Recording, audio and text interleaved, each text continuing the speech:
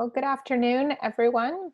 Thank you so much for joining us for our COVID-19 webinar series. I've seen some new names today, which is great. Um, so my name is Stephanie Yachts. I'm the director of the National Sea Grant Law Center. And we're excited to be able to update you on what we found for the last 2 weeks.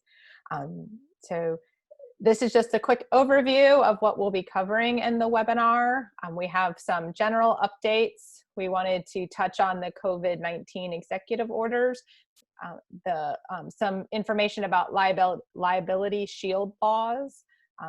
There have been some protocols issued by states regarding charter boats, and then we have some SBA updates and USD updates. And there'll be plenty of time for questions and answers. But as always, we encourage you to use the chat box throughout the webinar. If you have questions that come up, we can answer them in real time or during the question and answer session at the end. We are recording the webinar. We will get it posted this afternoon as soon as we can for any of your colleagues that were not able to join us today, or if you're not able to attend the entire webinar. Just a real quick background in case we do have some new people on the phone. So we're just the National Sea Grant Law Center. We're based at the University of Mississippi School of Law. We do have a COVID-19 resources page. We're trying to keep it updated. There's a lot going on, and so some of it is more historic information related to the CARES Act, but if you have questions or just interested in some of the things that we cover, we encourage you to visit the website. And if there's any topics that you think we should be covering, please send us an email and let us know. We're always open to suggestions. And along those lines, don't forget to follow us on Twitter and Facebook. That is the best way to stay informed about what we're publishing, what we're covering. We always announce our blog posts on Facebook and Twitter. We also have updates on federal regulations and other topics that we're covering. So that's the best way to stay informed. If you would like to stay directly informed about the webinars, you can send me an email and we can add you to our distribution lists. Since the last webinar, the new information on our resources page is a quick take slide regarding the coronavirus food assistance program and the eligible aquaculture commodities. We'll be talking about this more later in the webinar, but there is new updated information on our website. And then our law students were busy the last 2 weeks. We had 4 law students that have been working with us the last couple of weeks over the summer.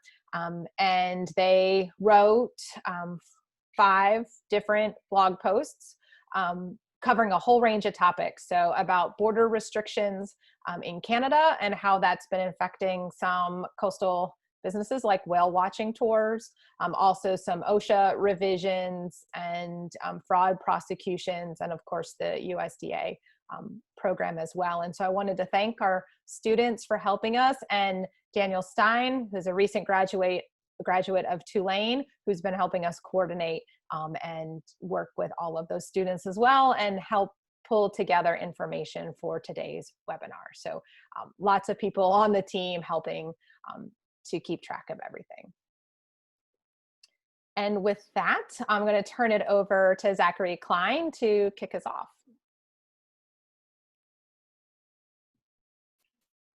Thanks, Stephanie. Hi, everyone. Thank you so much for joining us. Just wanted to briefly touch on what we thought was a particularly interesting story this week, and it's fairly hot off the press as far as things go. This is a lawsuit that was filed just yesterday in the Federal Southern District of New York. It revolves around something you might recognize from the news, which is when the EPA announced back in March that companies wouldn't be facing penalties if they fell short of some pollution reporting and monitoring requirements due to COVID. This was something they felt was within their discretion to do.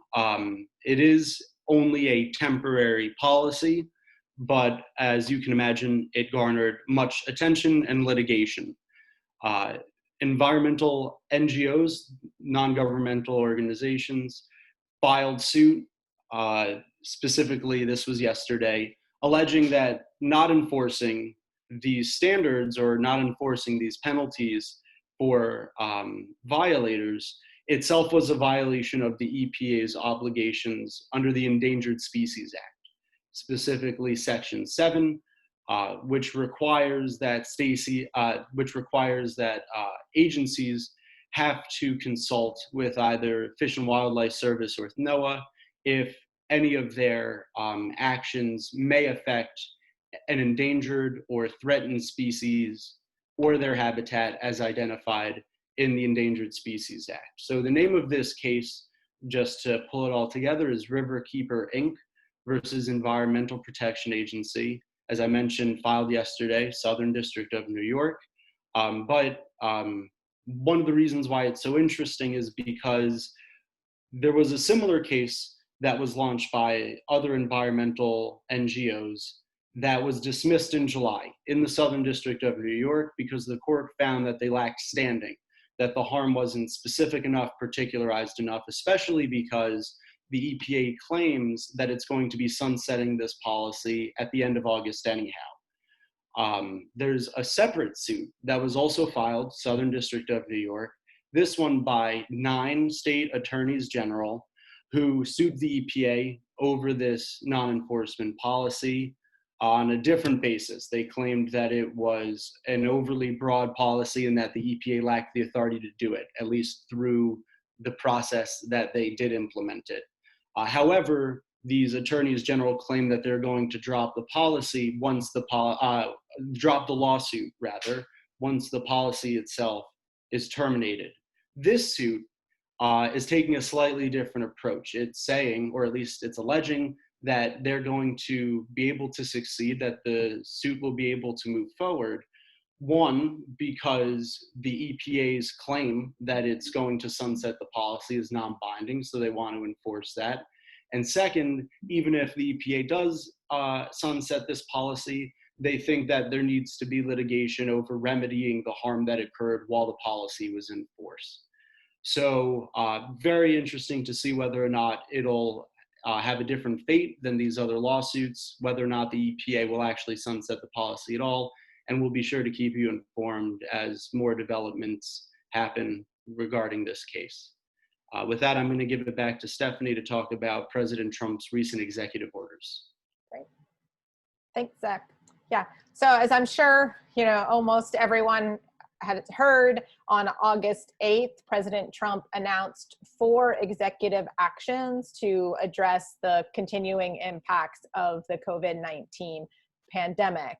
And I'll briefly walk through these orders, but they touched on payroll taxes, student loans, evictions, and unemployment assistance. To be technical, only one is an executive order. The other 3 are memorandum, but for our purposes as the general public, those differences don't really mean much. The first one, the Student Loan Relief Act, the Student Loan Relief Action is probably the most straightforward. The CARES Act contained a time period where student loans, where they would be considered interest-free, where interest would not accrue so that was set to expire on September 30th.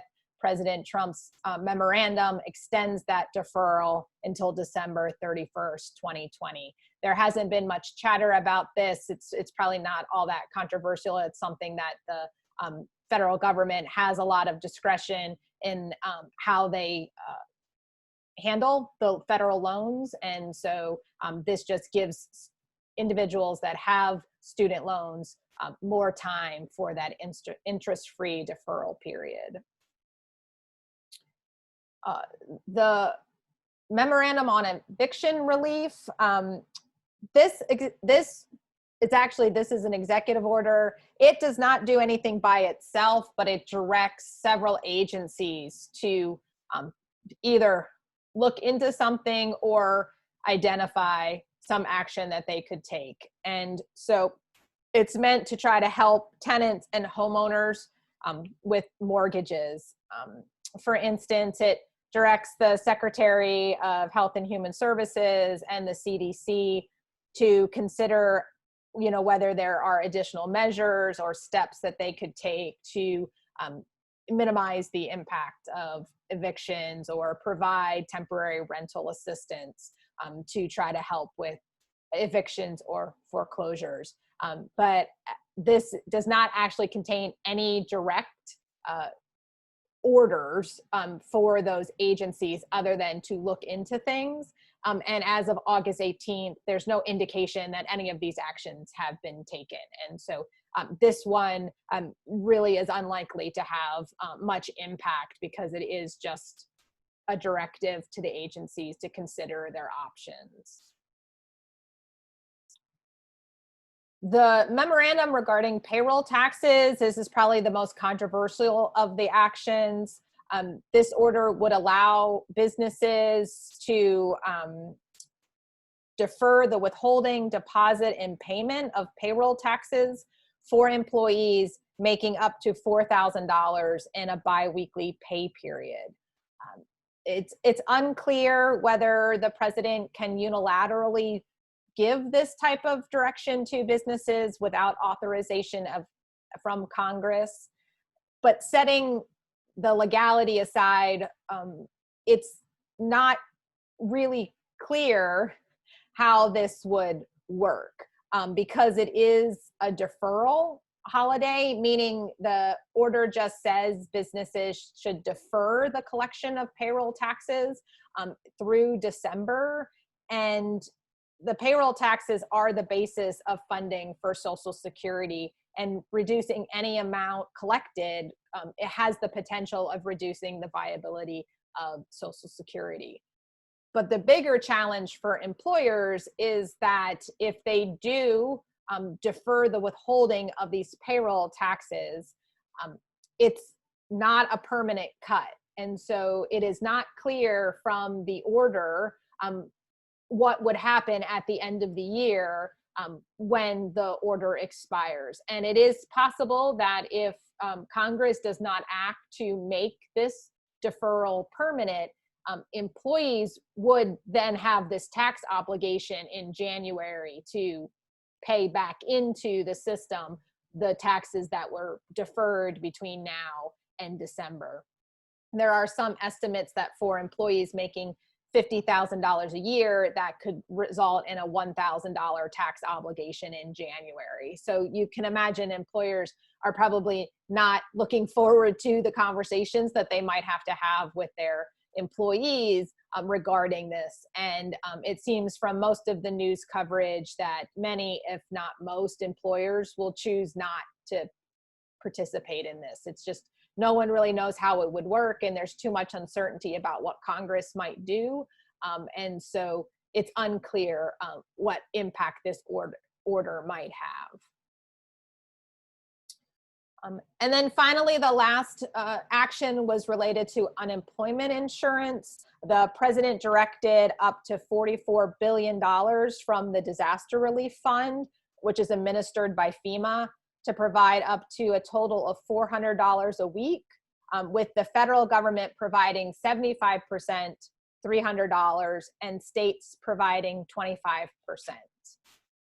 Many states immediately stated that they would be unable to provide the matching funds due to the pandemic's impact on their tax base. And so there was a little bit of initial confusion about whether the states had to put in the $100 for the federal funds to flow.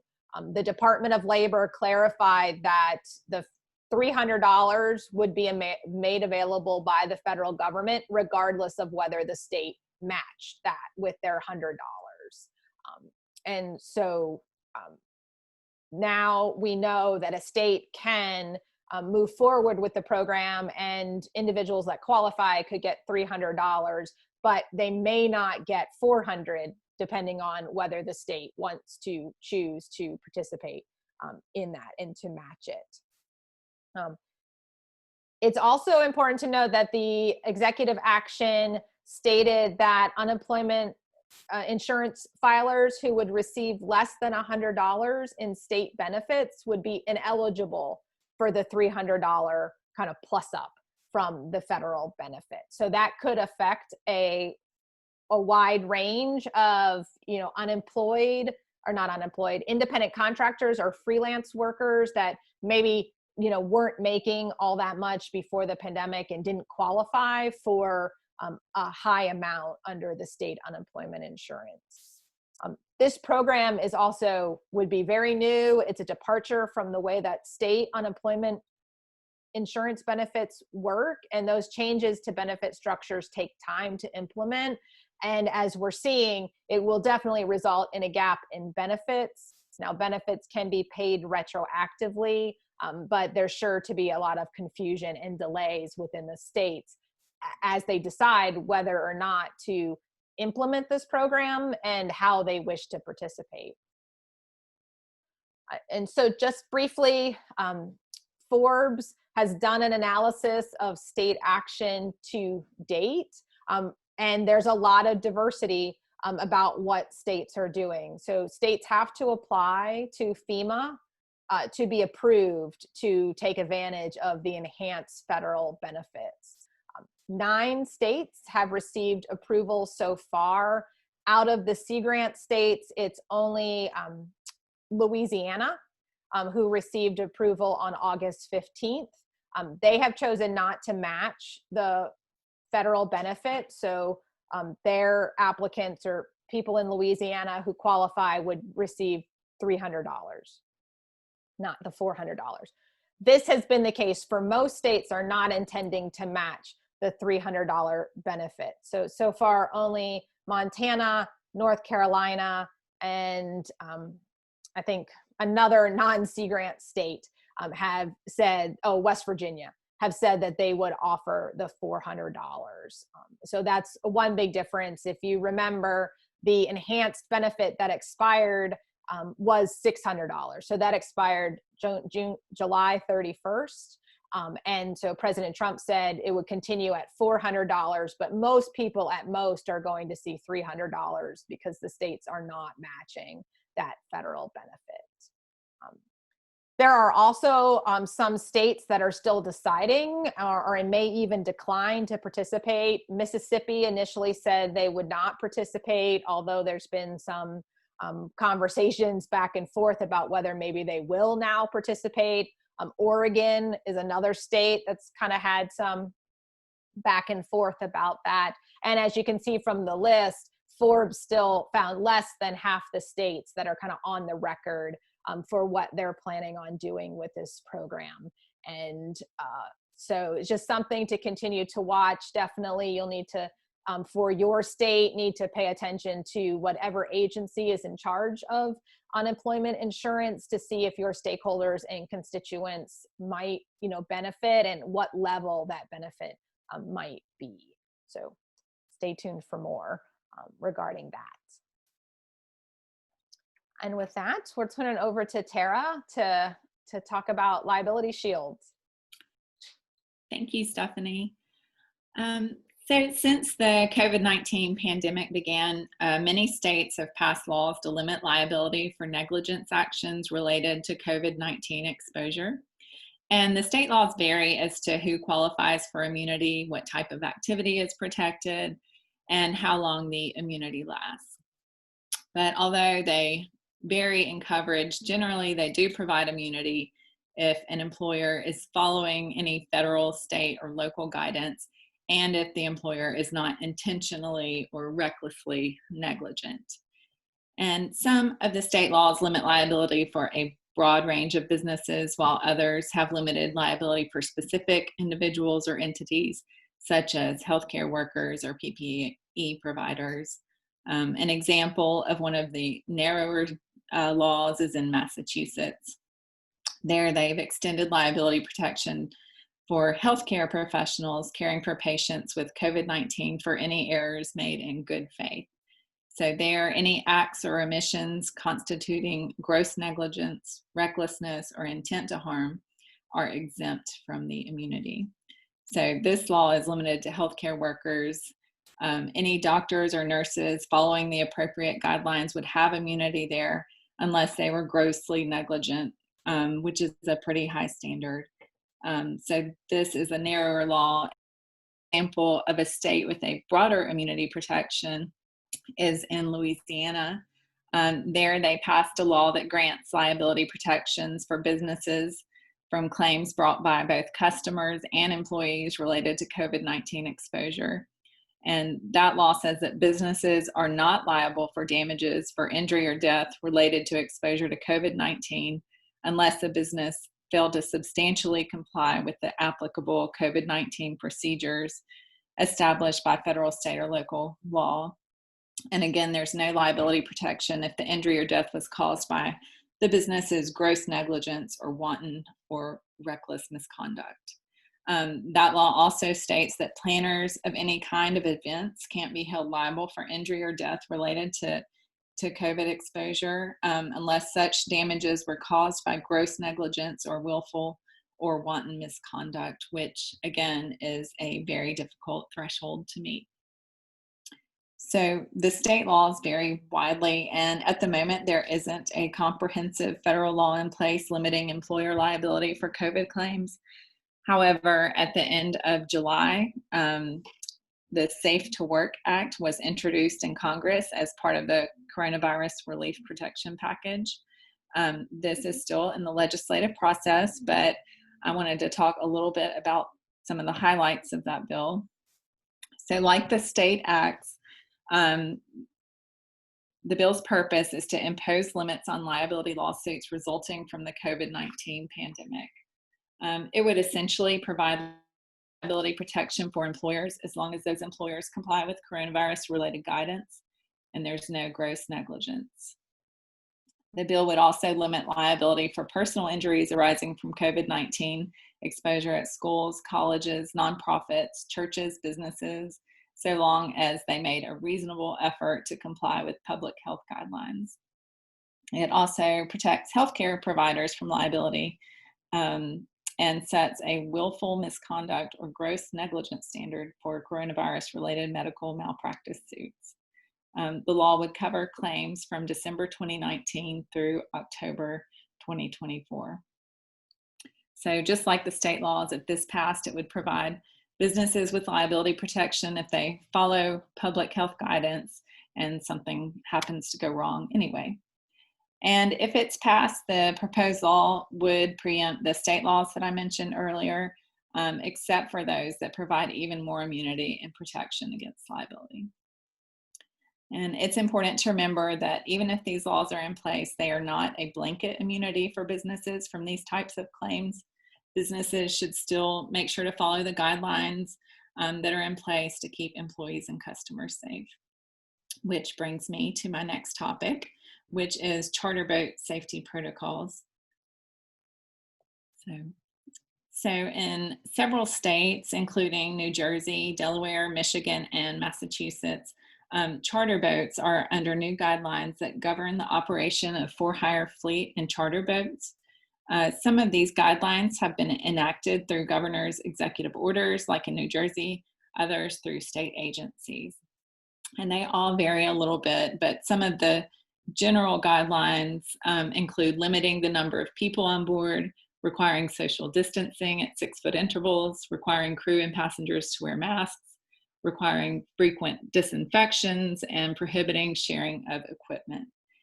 And as most of y'all know, charter businesses are one of the industries that have been hit hard by the pandemic, and the guidelines probably negatively impact charter businesses, but it's important for the charter boat owners and captains and employees to follow all the guidelines to keep everyone safe, and also for the legal reasons that I mentioned.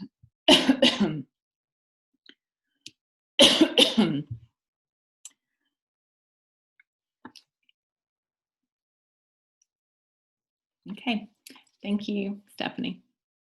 Great, thanks, Tara.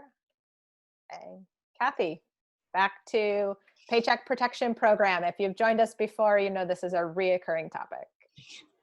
Yeah, so hi everyone. I just wanted to give some updates about what we've been seeing with the PPP program the last couple weeks.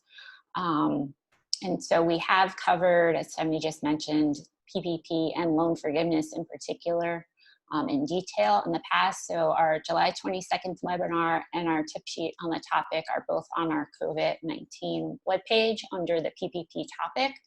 So if you have more in-depth questions about that, that's a great resource to go and look at. But as of August 8th, the PPP program is no longer accepting new applications for loans. So unless we get some action from Congress, we've now moved into the loan forgiveness phase for PPP loans.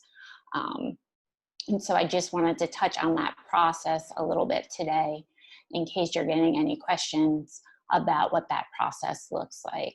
So under the PPP Flexibility Act, all borrowers have 10 months from the end of their cover period to apply for loan forgiveness. So it's not a process that they have to go through immediately. But if that deadline is missed, the borrower does have to repay their entire loan. So it's important to know what that deadline is, but it's a good chunk of time that borrowers can really take their time applying for loan forgiveness. And there may be reasons to wait. So Congress may take action on the PPP. And in particular, banks are waiting to see what happens as well with Congress.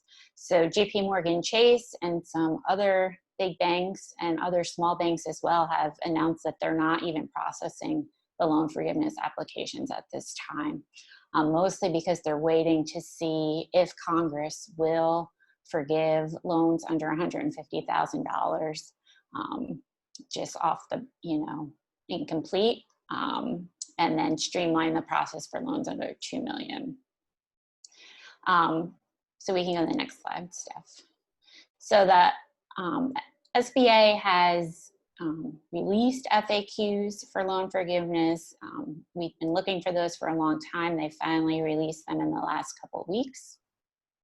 And they clarified a couple things for borrowers, the first of which is that sole proprietors, self-employed individuals, and independent contractors that reported no employees in their loan application should use the PPP Easy application, which I have pictured here.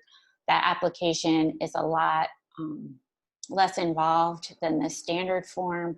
There's less calculations, less documentation, so that's definitely something that group of borrowers should be taking advantage of as they consider their loan forgiveness process.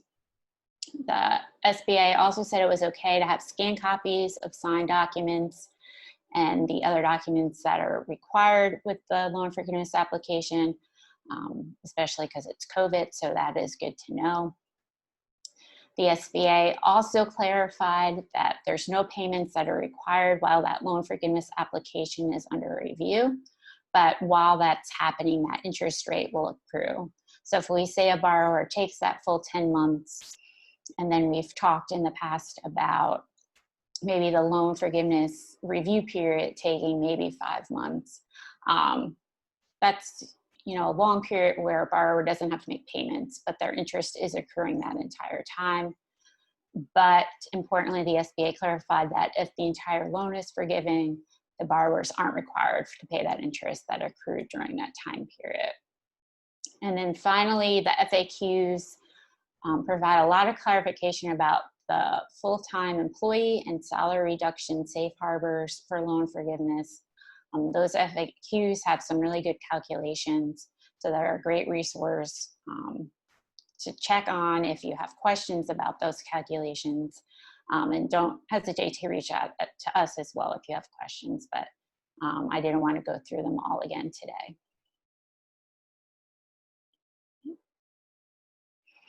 And so I just wanted to provide a broad overview of the loan forgiveness review process.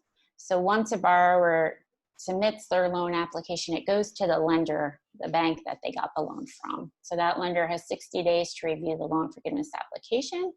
And so 3 possible outcomes can come from that review. They're either going to approve in whole or part the loan forgiveness, they're going to deny loan forgiveness completely, or they're going to deny without prejudice due to the fact that the SBA has already flagged the loan to review. And so that's something that the SBA will have already said to the lender that they're already got the loan under review for some reason.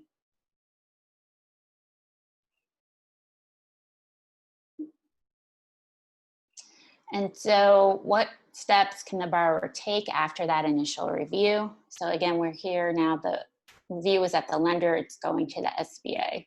So within 30 days of notice from the lender that the application has been submitted to SBA, a borrower can ask the SBA to review the lender's decision.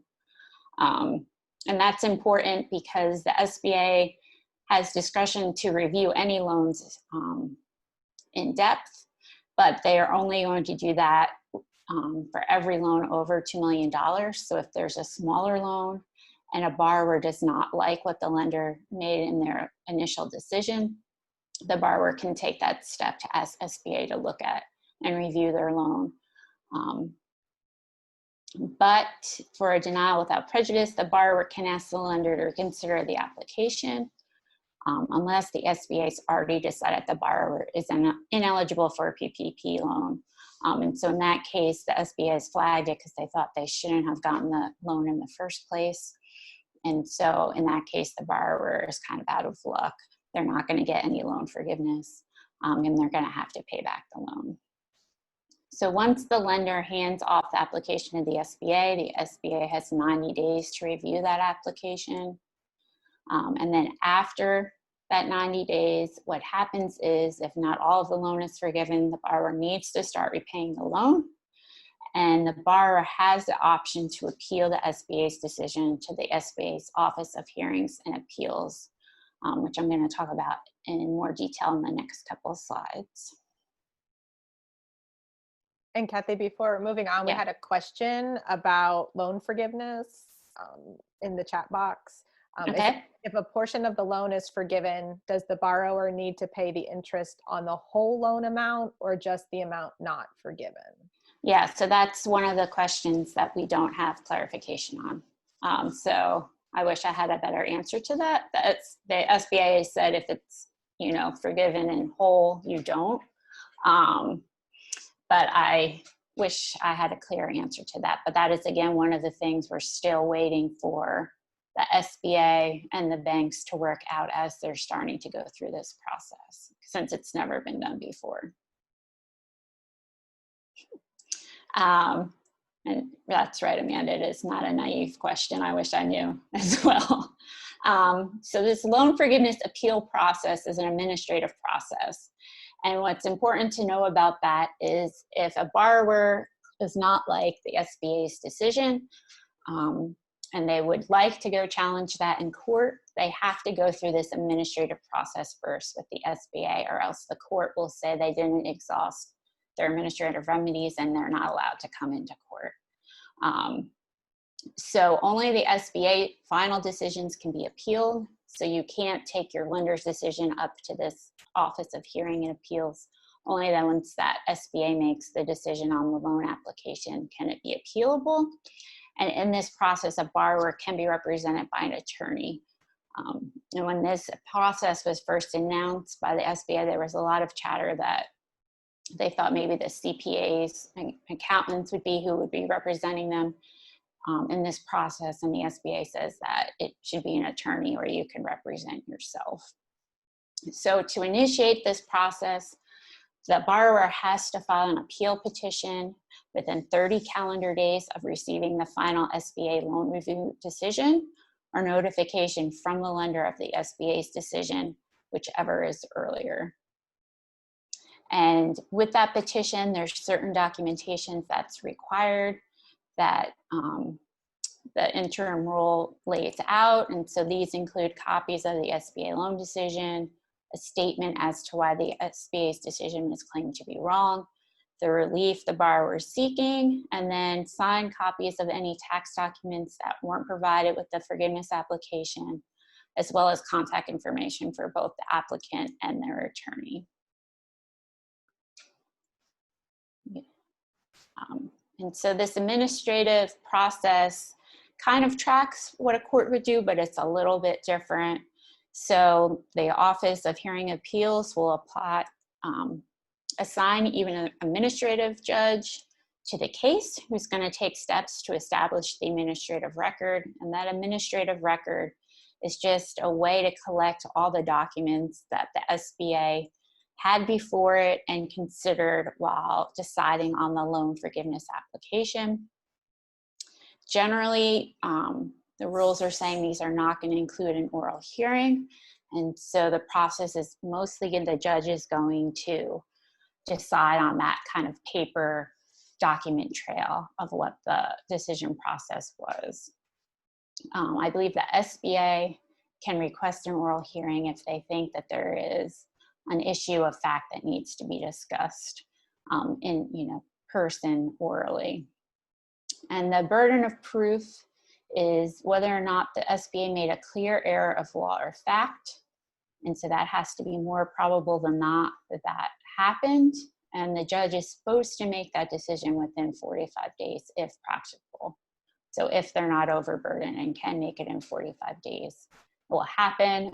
But again, we don't really know how this process will work and how many applications will be going to the office to see if that time limit can be met.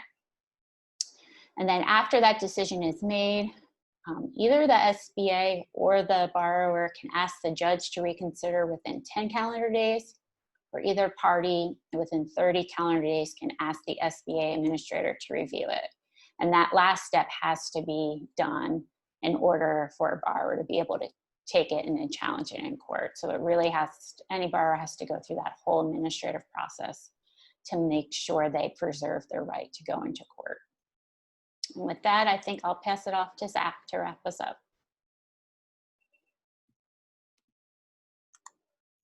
Great, thanks, Kathy. That's right. So another topic that's come up quite a bit during our COVID webinars is the Coronavirus Food Assistance Program, or CFAP. And there was a big update regarding this program last week. For those of you following along at home, be that literally or metaphorically, you would know that on August 11th, the USDA finally announced which aquaculture commodities and producers are eligible for aid under this program. I'll give you a second to look over that list, and while you do that, just a quick explanation or refresher as to how these types of commodities and fish were selected. So this program was authorized, at least in part, by the CARES Act, which imposed a requirement that money spent on the program had to go towards commodities that experienced a decline in price of 5% or more between January 15th, 2020 and April 15th, 2020. So that was a requirement not just for aquaculture, but for all commodities covered by Coronavirus Food Assistance Program.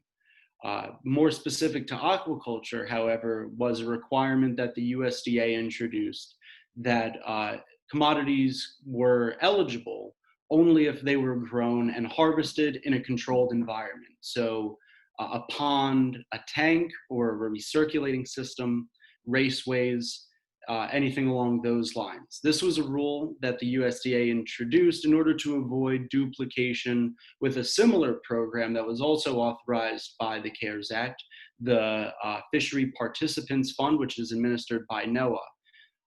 The issue there is that the Fishery Participants Fund does cover some kinds of molluscan shellfish aquaculture, marine algae aquaculture, and non-salmonid aquaculture operations. So they didn't want double payouts. They introduced this rule for aquaculture specifically if they were applying, aquaculture applicants applying for CFAP. And the data that they used to make this determination was submitted by producers and by industry during a common period for the notice of funding availability that was attached to, or sort of a corollary of, this CFAP program that was released at the end of May 22nd, and the comment period lasted until June 21st. So just to wrap it all up here, those species are catfish, crawfish, largemouth bass and carp that are sold live as food fish, hybrid striped bass, red drum, salmon, sturgeon, tilapia, trout, ornamental and tropical fish, and finally, recreational sport fish. And on top of all of that, there were a couple other important updates with regards to this program. So the first is that CFAP applicants will, next slide, Stephanie. Sorry about that. Thank you. So a couple important updates that were announced alongside this news last week. The first, most importantly for aquaculture applicants, arguably, is that the deadline has been extended from August 28th, which would not have given them very much time to apply, back to September 11th. So with this announcement, they did extend the application deadline to make sure anybody who's now newly eligible will have the time to apply. Next update is that applicants will now receive 100% of total payment once their application is approved. Previously, it was only 80% that they received once their application was approved. That was a rule that was introduced specifically because there were concerns about whether or not there were enough funds for this program. As it turns out, there are. So now they've bumped that number up to 100%. And in case you do get questions about it, any former applicants with other commodities that were eligible who had received 80%, they now get that additional 20% that should be coming to them automatically. And then finally, the USDA, it has designated the Farm Service Agency, or the FSA, as the agency, the sub-agency to administer CFAP. And the FSA has created a hotline to help applicants begin the application process. You see the number listed there. Just some important context. Most farmers, including those who were eligible for all of the commodities that were covered by CFAP straight out the gate, they tend to have an ongoing relationship with their local Farm Service Agency office. That is not necessarily likely to be the case. In fact, it's highly unlikely to be the case with aquaculture operations. So especially given that they announced this hotline alongside the announcement regarding eligible aquaculture commodities, we can sort of read between the lines that the hotline is really intended for aquaculture applicants who do not have that ongoing relationship with FSA. This helps them begin the application process. So two last notes to touch on. The first is that we are going to be keeping an eye out for more funding for this program in the next stimulus bill. Some people expect it. The flip side of it is that at least as of August 7th, only $8 billion of the $16 billion designated for this program have actually been spent. So now it doesn't seem like it's an issue so much about whether or not there's enough funding, but the real issue is going to be how they can use that funding or get new funds to help producers for losses that were incurred after April 15th. That's going to be the next big challenge, either authorizing new funds or creating a legal mechanism to use funds that are already on the table for losses rather that occurred after April 15th. So if anybody else is interested in learning more about CFAP, there's a webinar right after that's being hosted by the USDA right after our webinar wraps up. That's going to be 3 Eastern, 2 o'clock Central. To be clear, it covers not only aquaculture, but all of the newly eligible commodities. Just a fair warning, so that includes sheep, that includes true agriculture. That being said, anyone interested can register at a link that'll be shared in the chat box. I can pull that up right now. So I see there's a couple questions. Let me get that link pulled up and then I will cover those. Yeah, great, Zach, and I can help as well. So one of the questions was shrimp was not listed. Is there a program to help shrimp farms? So we don't know yet. and we might never know why USDA excluded certain commodities over others. So I don't know if the farm-raised shrimp producers did not submit data, or maybe they didn't have that required reduction in price. But there is not a separate program to help shrimp farms, although there was recently an announcement by Senator Wicker's office regarding a bulk purchase. Zach, I don't know if you want to share more about that. Absolutely. So Stephanie's exactly right. This was news that recently came out of Senator Wicker's office, senator from Mississippi. This is a bulk purchase of shrimp that is being purchased by the USDA under Section 32, so a different food assistance program. Even though it was announced by Senator Wicker, it is not exclusive to Mississippi shrimpers, shrimp farmers, anybody in the shrimp industry. So not a specific, there's not a CARES Act program necessarily that seems to be covering shrimp farmers, but that USDA Section 32 purchase of shrimp, I think, is intended to fill the void.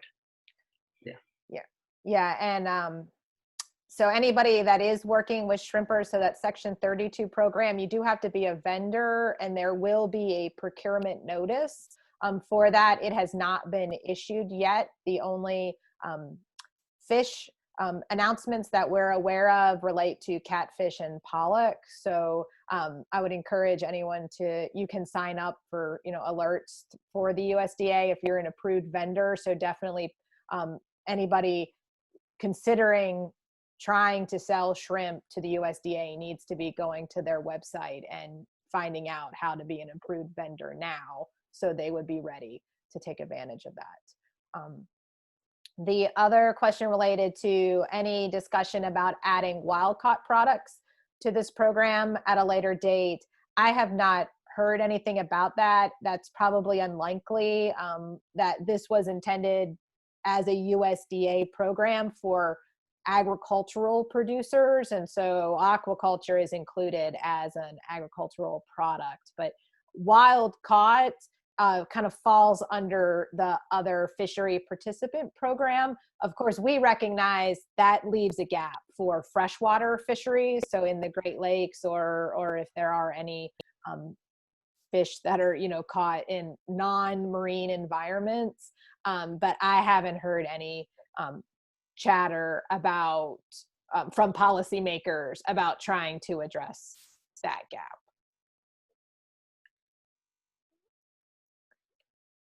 Good. Well, it's been great to see questions come in. Please, if you have additional questions, please share them in the chat box. We're all still on and are happy to answer them. Also, if you don't have a particular question, but on your way out, if there's a topic that you would like us to cover in the future, or if something that you've been hearing that you would like more information about, please share that as well. And as always, you can follow up directly with us with an email, and we can answer your questions one-on-one. So I'll give folks a minute or two to see if we have any questions, but wanted to just again, thanks everyone for joining us and for all your support for our programming as we have kind of scrambled to stay on top of this. And so I mentioned we had 4 summer interns, and their internships ended last Friday. So we might not have quite as many blog posts in the next couple of weeks as we had been, but all of the law center attorneys are continuing to track these, and we are continuing to have our bi-weekly webinars. So our next webinar will be in 2 weeks. And so we continue to encourage you to keep those on your calendars. Okay, there's a question, anything for oysters or clams? So oysters or clams, if they will fall under the fishery participant program for NOAA, the program that is being run through the state fishery commissions. And so you would need to, not quite sure if you're in North Carolina, for instance, that would be the Atlantic States Fishery Commission, but the money is flowing through the states. And so a lot of those decisions are being made on the state level. But I know that oyster and clam aquaculture fall under the NOAA program, not USDA. Sturgeon under the USDA program. Yes, Zach, right. Yes, sturgeon was approved as an eligible aquaculture commodity for CFAP.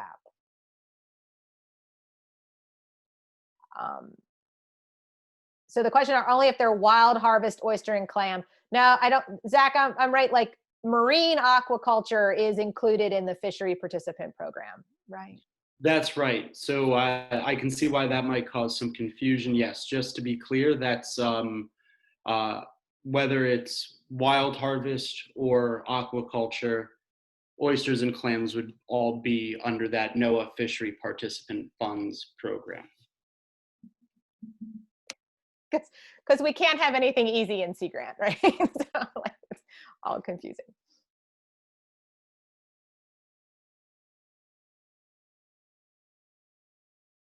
Great, good.